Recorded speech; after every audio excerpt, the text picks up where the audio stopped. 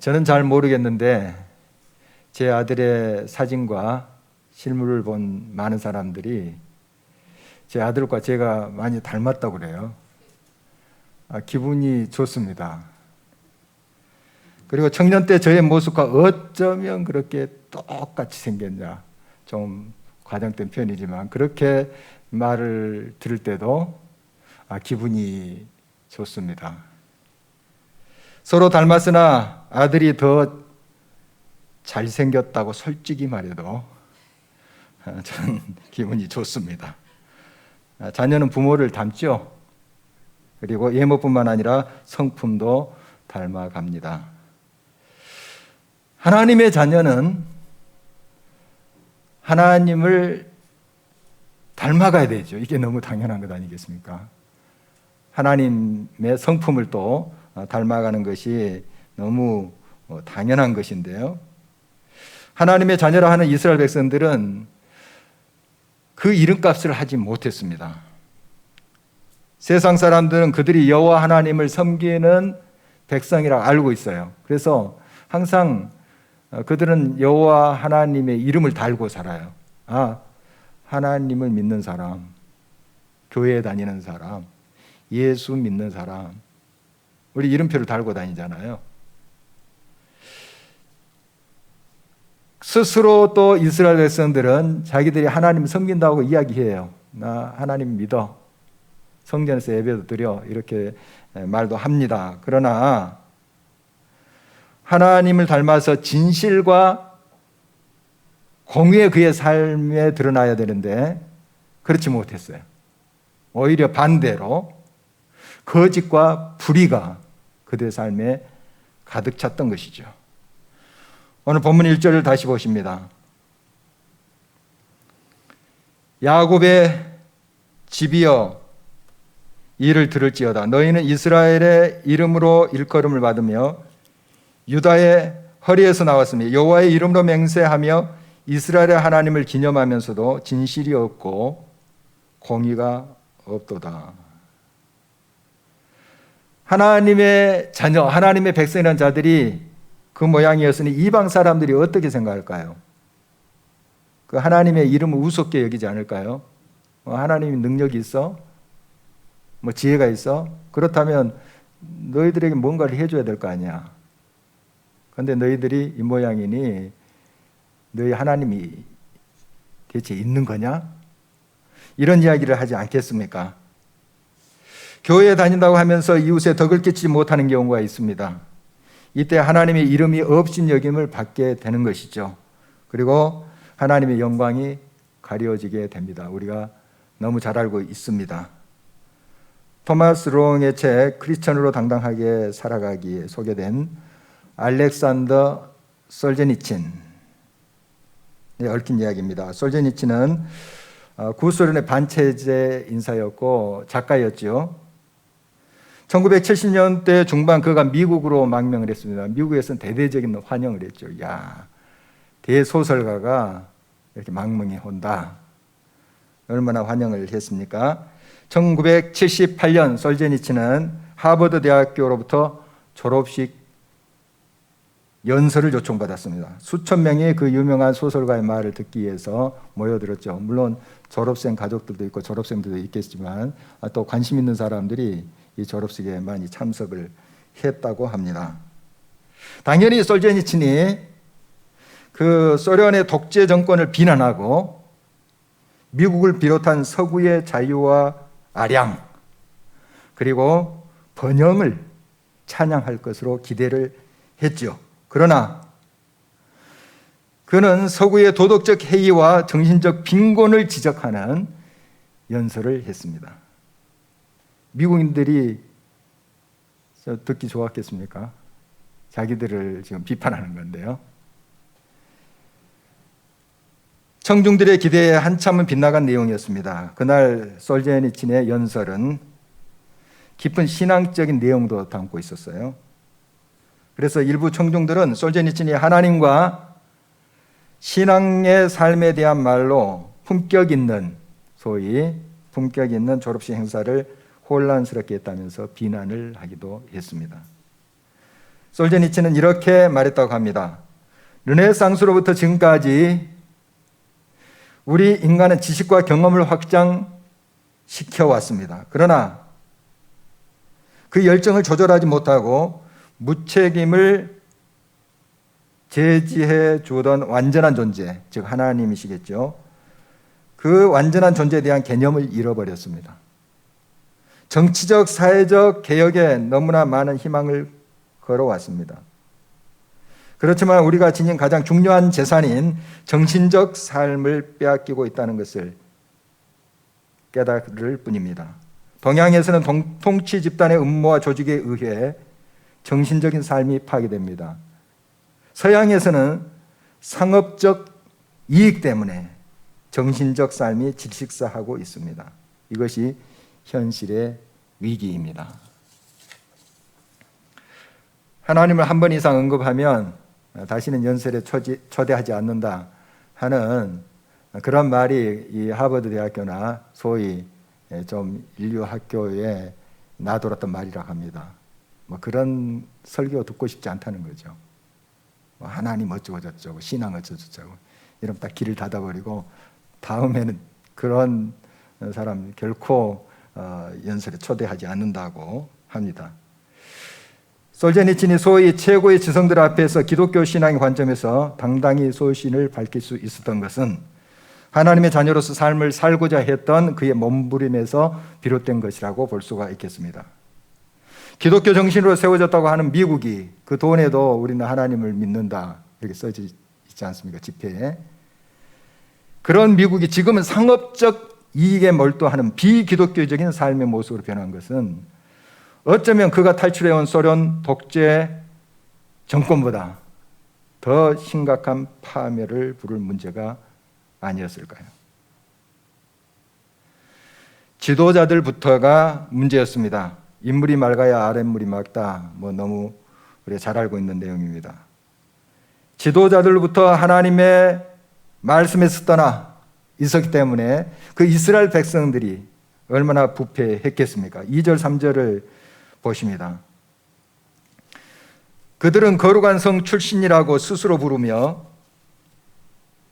이스라엘의 하나님을 의지한다 하며 그의 이름이 만군의 여호와라고 하나 내가 예로부터 처음 일들을 알게 하였고 내 입에서는 그것들이 나갔으며 또 내가 그것들을 듣게 하였고 내가 호련히 행하여 그 일들이 이루어졌느니라. 이 거룩한 성 예루살렘 성을 말한대요.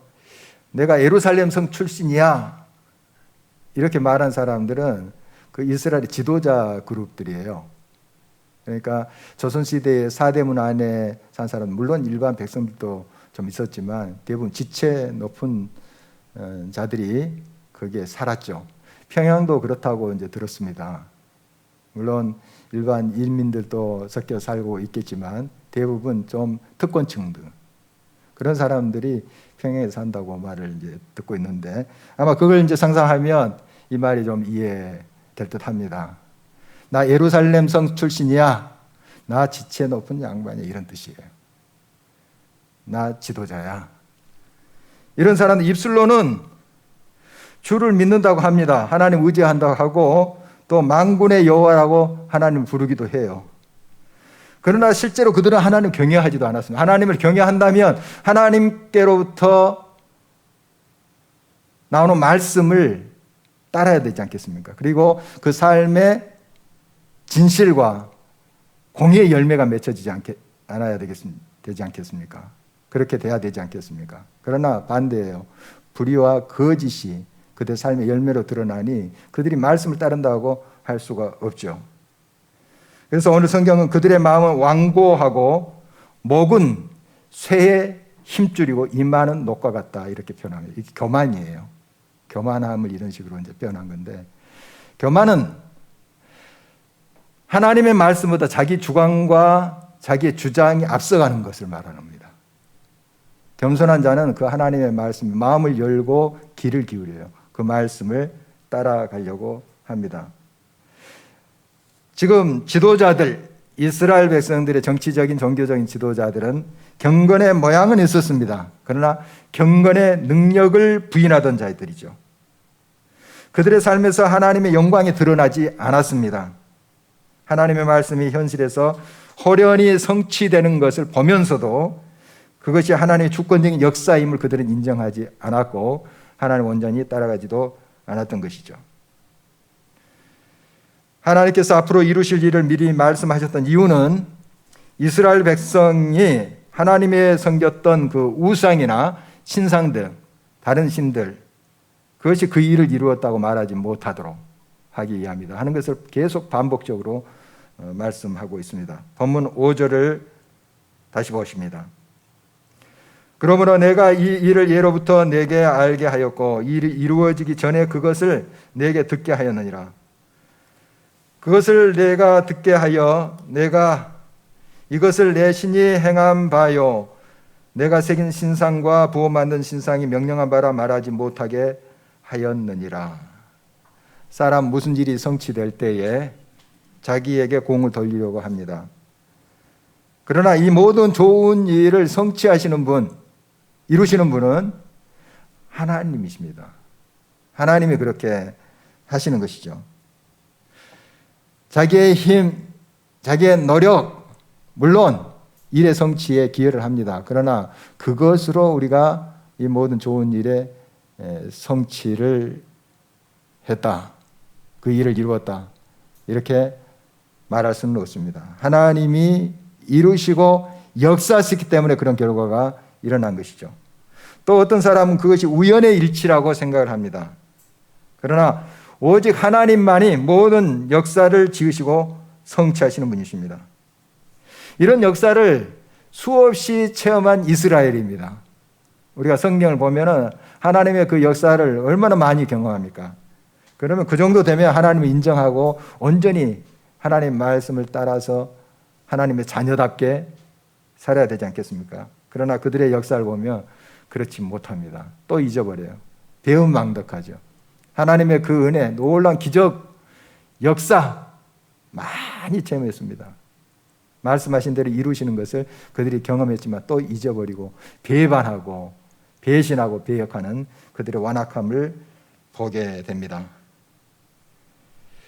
하나님은 바벨론의 포로로 끌려간 그의 백성을 향하여 새 일, 곧 은비한 일을 들려주셨습니다. 그 일은 바로 페르시아 제국 바사 왕 고레스를 통해서 바벨론에 압제하였던 하나님의 백성들을 구해내는 일입니다. 이거 굉장히 은비한 일, 숨겨졌던 일이라고 표현을 하고 있습니다. 6절, 7절입니다. 내가 들었으니 이 모든 것을 보라. 너희가 선전하지 아니하겠느냐? 이제부터 내가 새 일 곧 내가 알지 못하던 은비한 일을 내게 듣게 하노니 이 일들은 지금 창조된 것이요 옛 것이 아니라 오늘 이전에는 내가 듣지 못하였으니 이는 내가 말하기를 내가 이미 알았노라 하지 못하게 하려 함이라. 이방인의 왕을 세워서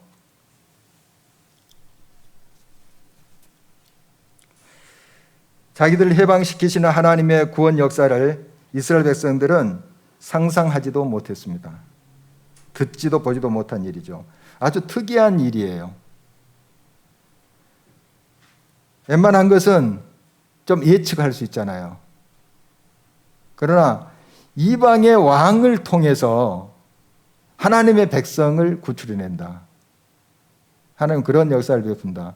이건 이스라엘 사람들이 생각을 못했던 거예요. 예상치 못했던 거예요.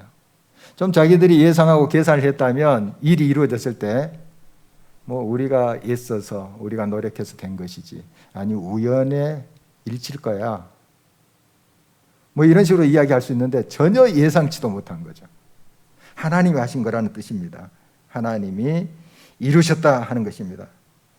계속 하나님께서 이렇게 하나님의 주권을 강조하신 이유가 뭡니까? 하나님이 하셨다. 하나님 외에 다른 신이 한 것이 아니다. 계속 이 말이 반복되고 있잖아요, 성경에. 이건 그만큼 이 하나님의 백성이라는 자들이 믿지 않아요. 그래서 거듭거듭 이야기하고 계시는 거죠.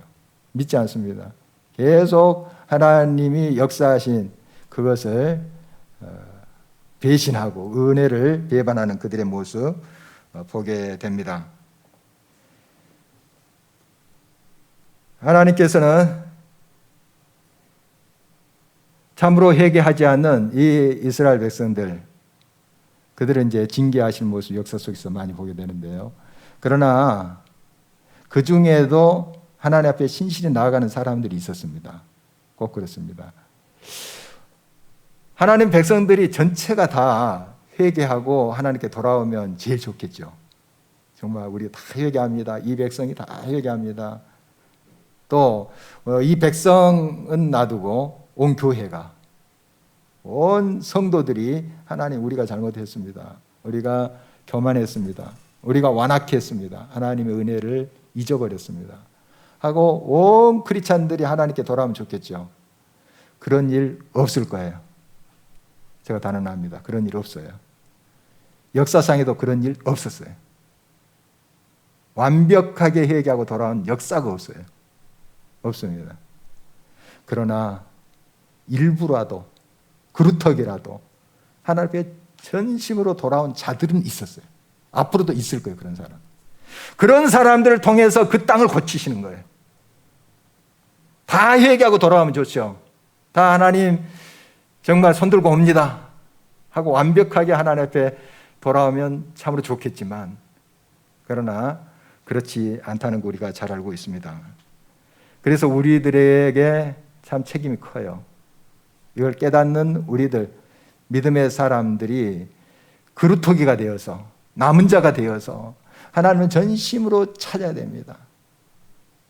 소돔과 고모라 성에 그 10명의 의인이 없어서 망하는 거 우리가 알고 있잖아요. 그 10명의 의인이 돼야 됩니다. 그 의인이란 것은 완벽한 사람을 뜻하는 거 아니에요. 흠이 없는 사람을 뜻하는 것이 아니라 하나님을 전적으로 믿는 사람, 나의 부족함을 알고 나의 연약함을 알고 나의 허물과 죄를 인정하면서 하나님 없이는 우리가 바로 살 수도 없고 설 수도 없습니다. 인정하면서 하나님께 돌아오는 자, 그게 이제 하나님을 믿는 것 아니겠습니까? 이렇게 믿음으로 나갈 때 우리를 의롭다 하십니다. 9절 말씀을 주목하십니다. 내 이름을 위하여 내가 노하기를 더디할 것이며 내 영광을 위하여 내가 참고 너를 멸절하지 아니하리라. 하나님은 자기 이름을 위하여 노하기를 더디하시며 당신의 영광을 위하여 참으시고 이스라엘 하나님 백성을 멸절하지 않으시겠다, 이렇게 말씀하십니다. 바로 하나님의 백성을 그 바벨론의 압제하에서 구원해내는 것, 회복해내는 것은 그 백성을 향한 하나님의 인자와 긍휼이죠. 그러나 궁극적으로 하나님의 이름을 위한 거예요. 그러니까 하나님의 백성이 포로 생활을 하면서 정말 처참한 생활을 하고 있어요. 그러면 하나님의 이름이 어떻게 되겠어요? 업신여김을 받겠죠. 하나님의 영광이 가려지겠죠. 그래서 결국 하나님께서는 하나님의 백성을 구출해내므로 자기의 실추된 명예를 회복하시는 거예요. 자, 그렇다면 우리는 그러면 하나님이 자기의 이름을 위해서 그냥 우리를 이렇게 구출하시는 건가? 우리는 그냥 부차적으로 이렇게 우리를 생각하시는 것인가? 또 그렇게 해석해서는 안 됩니다. 이 말은 하나님이 자기의 명예를 회복하신다 하는 것은 반드시 이루신다 하는 뜻이에요. 반드시. 하나님의 자기의 이름이 업신여김을 받고 있는데 그걸 용납하지를 못하시죠. 결국 자기의 이름을 회복하세요. 그 말은 하나님의 구원을 반드시 이루신다 하는 뜻이에요. 그러니까 결국 그것이 우리를 향한 사랑이에요. 인자예요. 그런 말씀이에요. 반드시 하나님은 구원의 역사를 베푸십니다. 우리의 모든 상황 속에서 우리를 건지십니다. 회복하십니다.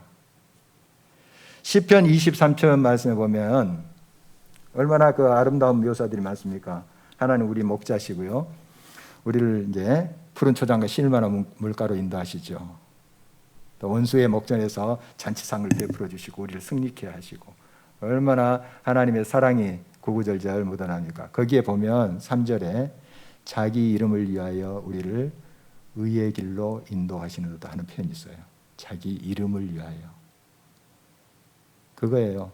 우리를 푸른 초장에 넣으시고 실바나 물가로 또 승리케 하시고 우리의 삶을 아름답게 하시고 인도하시는 그것이 결국 하나님의 이름을 위하여 그렇게 하시겠다는 것입니다.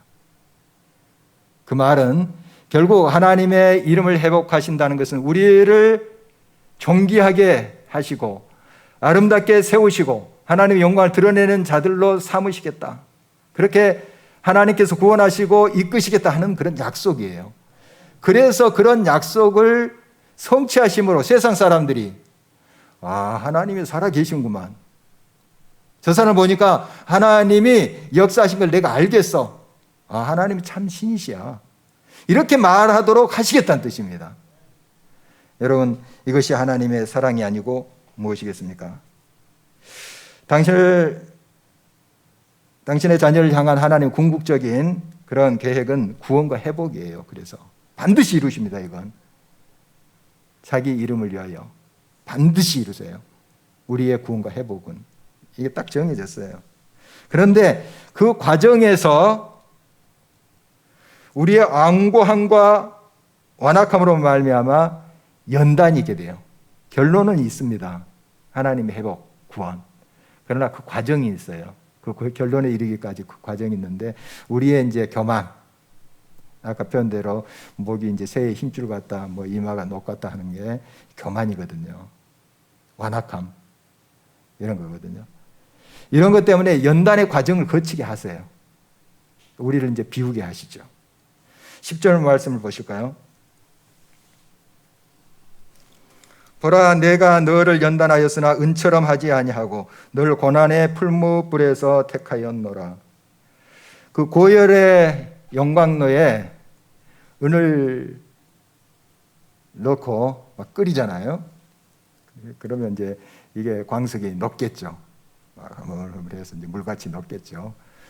예, 거기면 이제 그렇게 그 고열에 이것을 이제 달구다 보면 액체가 됩니다.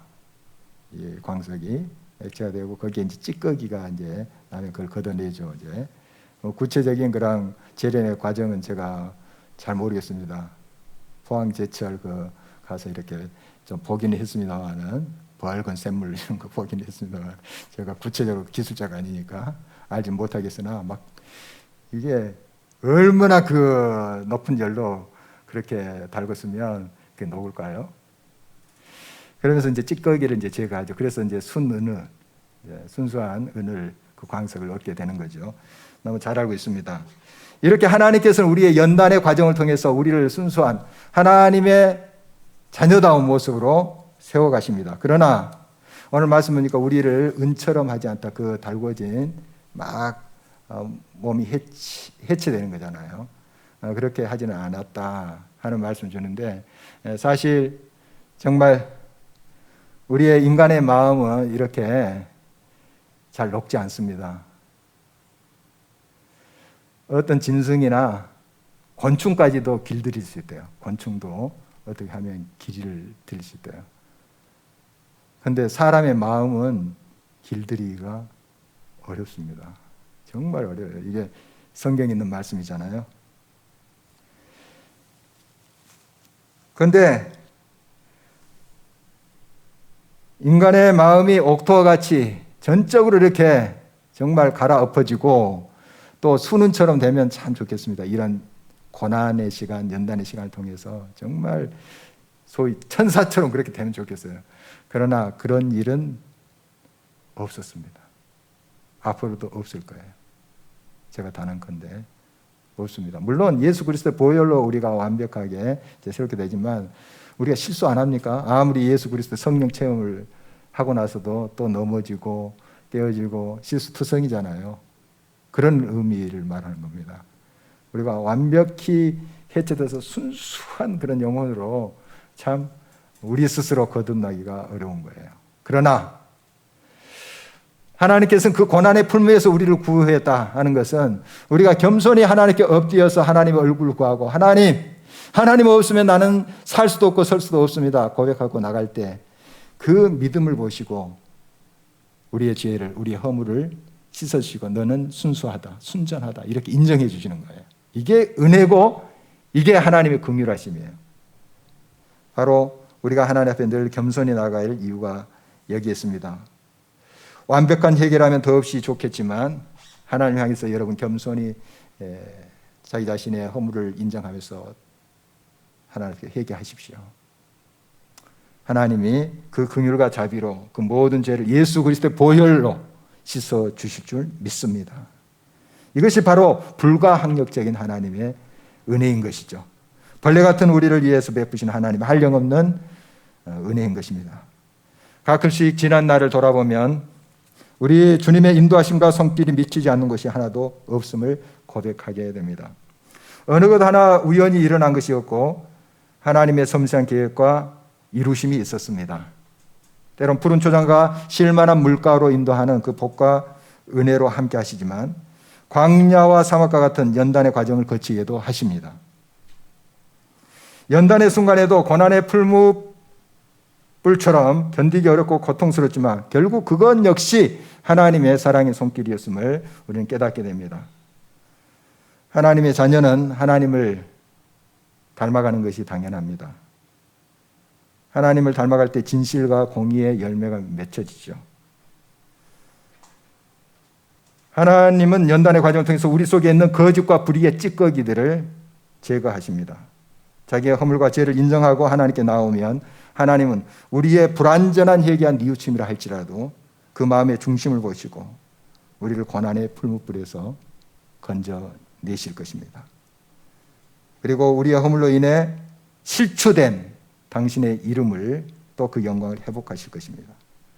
이제는 바로 일어서서 더 이상 우리 하나님의 아버지의 영광을 가리지 말고 그의 이름을 높이는 삶이 되도록 더 하나님 앞에 가까이 나가야 되겠습니다.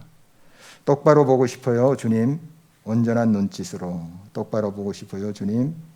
곁눈질 하긴 싫어요. 하지만 내 모습은 온전치 않아 세상이 보는 눈은 마치 날 죄인처럼 멀리하며 외면을 하네요. 주님, 이 낮은 자를 통하여 어디에 쓰시려고 이렇게 초라한 모습으로 만들어 놓으셨나요? 주님께 드릴 것은 사모하는 이 마음, 이 생명도 달라 하시면 십자가에 놓겠으니 헐뿐인 육신 속에 참 빛을 심게 하시고 가식뿐인 세상 속에 미랄로 썩게 하소서. 최원순 전도사의 똑바로 보고 싶어요라는 찬양의 노랫말입니다. 1987년 겨울 최 전도사는 한 장애인 선교회 기도회 찬양 인도로 초청을 받아 갔습니다. 찬양 인도를 하고 함께 이제 장애인들과 기도도 하고 했었죠. 그런데 그 장애인 중에 한 이제 자매가 특별히 눈에 들어왔답니다. 뇌성마비를 가진 자매였는데요. 정말 온몸을 다해서 그 비틀어진 그 몸을 가지고도 정말 하나님 전심으로 찬양하는 모습이었대요.